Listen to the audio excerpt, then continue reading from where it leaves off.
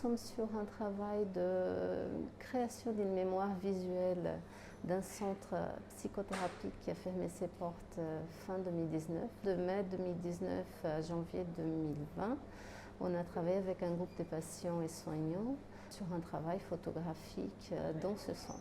L'origine du projet tient dans le fait que le service de psychiatrie allait enfin pouvoir bénéficier de nouveaux locaux. Il nous a semblé intéressant de pouvoir travailler avec les patients pour savoir de quelle manière le bâtiment que nous occupions jusque-là était à la fois vécu, vu et appréhendé.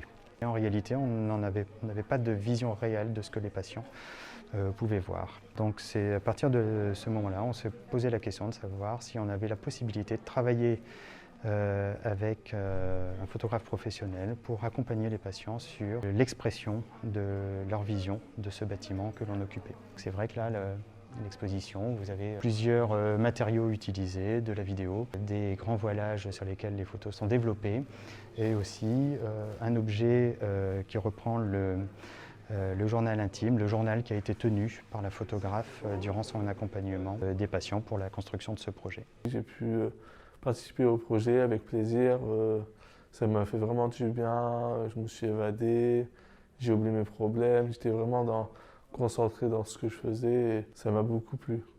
Et quand vous ressortiez de l'atelier, vous vous sentez comment? Estimé, en confiance, je dirais, fier de soi.